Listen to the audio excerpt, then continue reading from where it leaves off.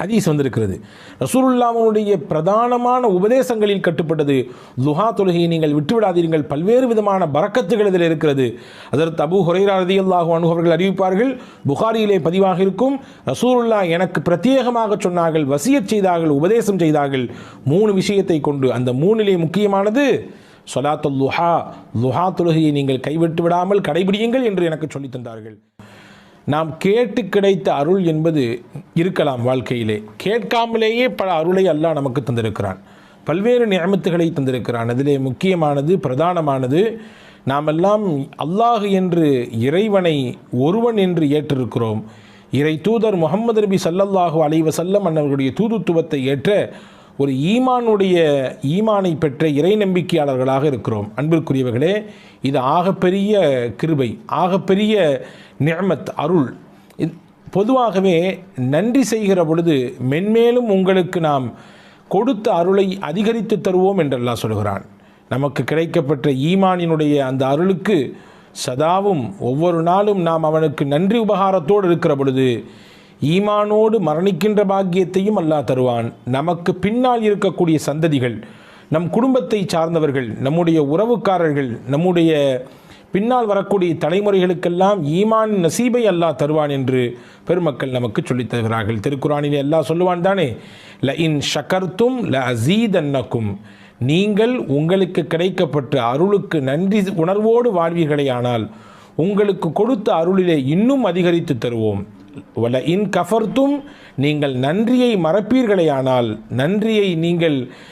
நன்றியை விட்டு அப்பாற்பட்டு வாழ்வீர்களேயானால் உங்களுக்கு லயின் கஃபர்த்தும் இன்ன அதாபி ல ஷதீத், என்னுடைய வேதனை மிகவும் கடுமையானதாக இருக்கும் என்று ரப்புல் ஆலமீன் அல்லாஹ் சொல்லித் தருகிறான். அன்பிற்குரியவர்களே, இந்த நூலிலே நாம் ஜுல்ஃபிகார் நக்ஷபந்தி தாமத் பரக்காத்துஹும் அவர்கள் தொகுத்த 10 விதமான ஆலோசனைகள் என்ற நூலின் மொழியாக்கத்திலே இருந்து சில விஷயங்களை தான் நாம் பார்த்து வருகிறோம். அந்த நூலிலே ஹஜ்ரத் ஜுல்ஃபிகார் நக்ஷபந்தி ரஹிமஹுல்லா அவர்கள் தாமத் பரக்காத்துஹும் அவர்கள் சொல்கிறார்கள், நன்றி உணர்வோடு வாழக்கூடிய மனிதராக நாம் இருப்பதற்கு நாயகத்திடத்திலிருந்து சில பாடங்களை எடுத்துக்கொள்ள வேண்டும். நபிகள் நாயகம் ஸல்லல்லாஹு அலைஹி வஸல்லம் கற்றுத்தந்த ஒரு பிரதானமான பிரார்த்தனை தான் ரலீது பில்லாஹி ரப்பா ஒபில் இஸ்லாமி தீனா ஒபி முஹம்மதின் ஸல்லல்லாஹு அலைஹி வஸல்லம் நபிய்யம் வ ரசூலா. ரலீது பில்லாஹி ரப்பா, அல்லாஹுவை நான் ரப் என்று, எஜமானன் என்று பொருந்திக் கொண்டேன். ஒபில் இஸ்லாமி தீனா, எங்களுடைய மார்க்கமாக இஸ்லாத்தை நாங்கள் ஏற்றுக்கொண்டோம். ஒபி முஹம்மதின் ஸல்லல்லாஹு அலைஹி வஸல்லம் நபிய்யம் வ ரசூலா, முஹம்மது நபி ஸல்லல்லாஹு அலைஹி வஸல்லம் மன்னவர்களை நபியாகவும் ரசூலாகவும் நான் சம்மதித்தேன், அவர்களை நான் பொருந்திக் கொண்டேன் என்று பொருள்பட இருக்கக்கூடிய இந்த துவாவை எவர் ஓதி வருகிறாரோ அவர் நன்றி செலுத்தியவராக ஆகுவார் என்பதை ஹஜ்ரத் ஜுல்ஃபிகார் தாமத் பரக்காத்துஹும் அவர்கள் இந்த நூலிலே நமக்கு தருகிறார்கள். அன்பிற்குரியவர்களே, நன்றி உணர்வோடு இருப்பதற்கு இன்னொரு வழியையும் நமக்கு இந்த நூலிலே அவர்கள் கற்றுத்தருகிறார்கள். நம்முடைய வாழ்நாள் வயது இருக்கலாம், 30 இருக்கலாம், 40 இருக்கலாம், 60 கூட இருக்கலாம், ஏன் முதிர்ச்சி அடைந்து 70, 80களில் கூட நாம் வாழ்ந்து கொண்டிருக்கலாம். எத்தனை ஆண்டுகள் வாழ்ந்தாலும் நாம் வாழும் காலம் வரை நம்முடைய இருப்பு இந்த நிமிடத்தில் இப்பொழுது இருக்கிறோமே, இந்த நொடி பொழுது இதுவரை நமக்கு கிடைக்கப்பட்ட எல்லா விஷயங்களும் அல்லாஹ்வின் அருளை கொண்டே கிடைக்கப்பட்டது. எனக்கு கிடைத்த செல்வம், எனக்கு கிடைத்த அந்தஸ்து, எனக்கு கிடைத்த கல்வி, எனக்கு கிடைத்த பொருளாதாரம், எனக்கு கிடைத்த சமூக அந்தஸ்து, எனக்கு கிடைத்த சிறப்பு என்று என்னுடைய வாழ்வியலோடு தொடர்புடைய அத்துணை விஷயங்களும் யார் மூலம் கிடைத்தது? அல்லாஹுவின் மூலம்தான் கிடைத்தது. இனிவரும் காலங்களில் என்னுடைய வாழ்க்கையின் பிற்பகுதி, நான் 30 வருட காலம் நான் வாழ்ந்து இப்பொழுது 31வது வயதில் இருக்கிறேன், அல்லது 40 வயதில் இருக்கிறேன், அல்லது 60 வயதில் இருக்கிறேன். இனி என் ஹயாத் முடியும் வரை, என்னுடைய வாழ்க்கையின் கடைசி வரை கிடைக்கக்கூடிய விஷயமும் அல்லாஹ்விடத்தில் தான் கிடைக்கும் என்ற நம்பிக்கையோடு ஒருவர் அந்த நிலைப்பாட்டை வெளிப்படுத்தக்கூடியவராக இருப்பாரையானால் நிச்சயமாக அவரும் நன்றி உணர்வு மிக்கவர் என்பதை பெருமக்கள், குறிப்பாக ஹஜ்ரத் தாமத் பரக்காத்துஹும் ஜுல்ஃபிகார் ரஹிமஹு தாமத் பரக்காத்துஹும் அவர்கள் சொல்கிறார்கள். அன்பிற்குரியவர்களே, என்னுடைய திறமையாலோ, என்னுடைய கல்வி அறிவினாலோ, என்னிடத்தில் இருக்கக்கூடிய செல்வ செழிப்பினாலோ, என்னிடத்தில் இருக்கக்கூடிய அதிகாரத்தினாலோ, என்னிடத்தில் இருக்கக்கூடிய பலத்தினாலோ எதுவும் கிடைக்கவில்லை, எல்லாம் அல்லாவின் அருள் என்ற எண்ணத்தோடு ஒருவர் தன்னுடைய வாழ்வை அமைத்துக் கொள்வாரையானால் அவரும் நன்றிக்குரியவர், நன்றி செலுத்தியவராக இருப்பார் என்பதை ஹஜ்ரத் ஜுல்ஃபிகார் தாமத் பரகாத்துஹும் அவர்கள் சொல்லித் தருகிறார்கள். அன்பிற்குரியவர்களே, எனவே நன்றி உணர்வோடு வாழ வேண்டும். அது நம்முடைய கடைசி நிமிடத்திலே கலிமாவின் பாக்கியத்தை நமக்கு பெற்றுத்தரும். ஹஜ்ரத் ரசூலுல்லாஹி ஸல்லல்லாஹு அலைஹி வஸல்லம் அன்னவர்கள் சொல்லக்கூடிய ஹதீஸ் பதிவு செய்யப்பட்டிருக்கிறது தானே, நாம் எல்லாம் பல தடவை கேட்டிருப்போம் தானே. முஸ்லிம் ஷரீஃபிலே வருகிறது, ரசூலுல்லாஹி ஸல்லல்லாஹு அலைஹி வஸல்லம் சொல்வார்கள், அபூதருல் கிஃபாரி ரலியல்லாஹு அன்ஹு அவர்களுடைய அறிவிப்பு, குல் யுஸ்பிஹு அலா குல்லி சுலாமா மின் அஹதிக்கும் சதகா, உங்களிலே ஒவ்வொருவரும் தினசரி காலை உங்களுடைய உடலிலே இருக்கக்கூடிய ஒவ்வொரு மூட்டு எலும்புக்கு ஜாயிண்ட்டுகள் இருக்கிறது தானே, உடலிலே ஒவ்வொருவருடைய உடலிலும் ஜாயிண்ட்டுகள் இருக்கிறது.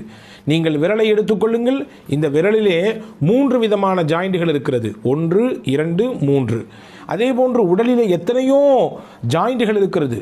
ஹஜ்ரத் ரசூலுல்லாஹி ஸல்லல்லாஹு அலைஹி வஸல்லம் சொன்னார்கள் 360 ஜாயிண்ட்டுகள் இருக்கிறது, 360 மூட்டு இணைப்புகள் இருக்கிறது.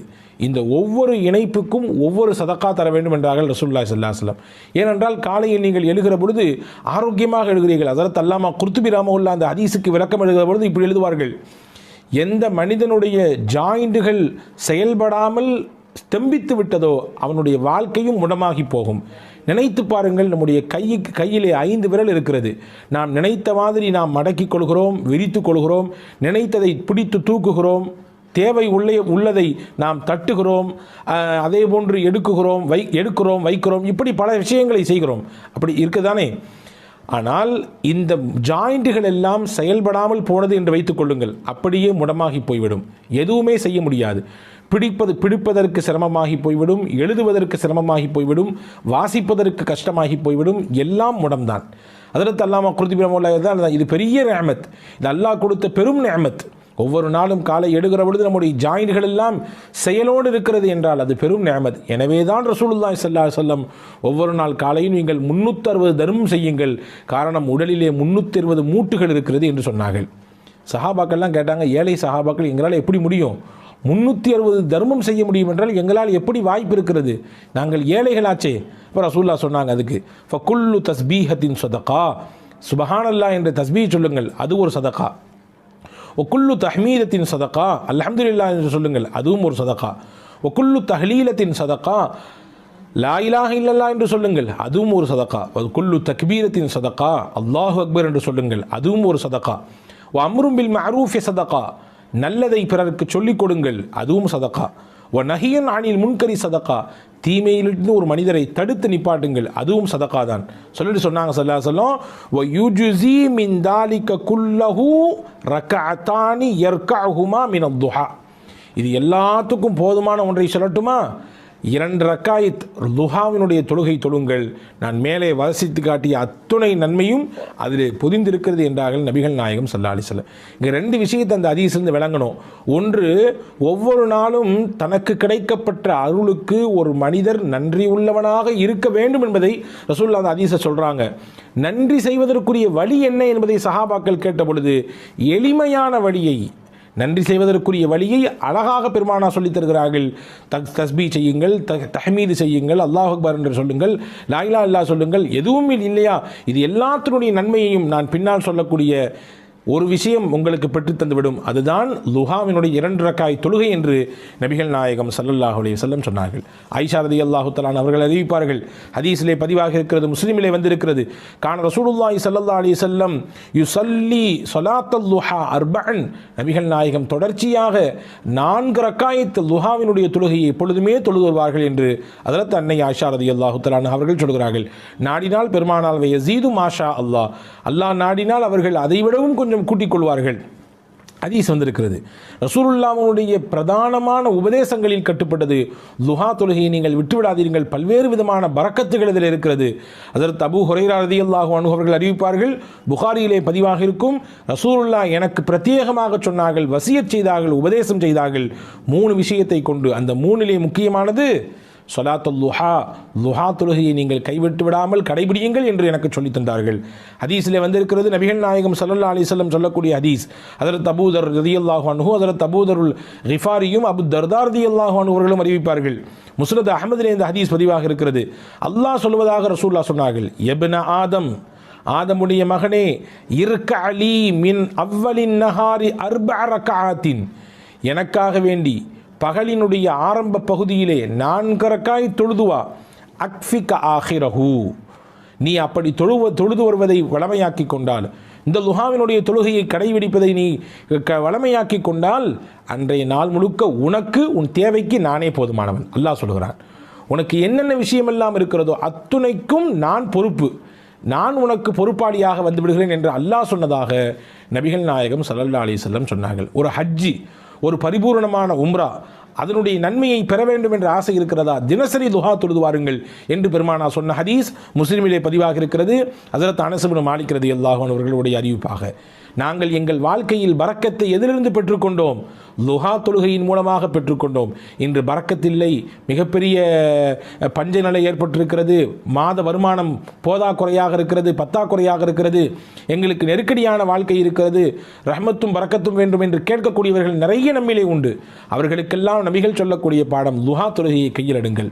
அன்பர்களே, லுஹாவிலே இவ்வளவு பெரிய நன்மைகள் இருக்கிறது. லுஹா தொழுகையிலே ரசூலுல்லாஹி ஸல்லல்லாஹு அலைஹி வஸல்லம் அன்னவர்கள் இந்த ஹதீஸின் ஊடாக 2 செய்தியை சொல்லிவிட்டார்கள்.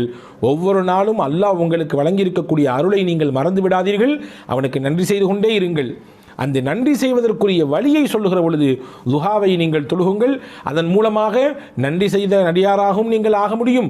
உங்கள் வாழ்க்கையிலே கிடைக்க வேண்டிய எல்லா விதமான விஷயங்களுக்கும் அல்லாஹ் உங்களுக்கு பொறுப்பாளியாக மாறுகிற உயர்ந்த அந்தஸ்திற்கு உயர முடியும் என்பதையும் நபிகள் நாயகம் ஸல்லல்லாஹு அலைஹி வஸல்லம் இந்த ஹதீஸின் வழியாக நமக்கு சொல்லித் தருகிறார்கள். அன்பர்களே, எனவே நன்றி உள்ள அடியாராக நாம் இருக்கிற பொழுது நிச்சயமாக நமக்கு அல்லாஹ் வழங்கியதை இன்னும் அதிகப்படுத்துவான் என்பது ஒருபுறம் இருந்தாலும், மறுபுறம் முக்கியமாக நம்முடைய கடைசி சமயத்திலே கலிமாவின் பாக்கியம் கிடைக்கும்.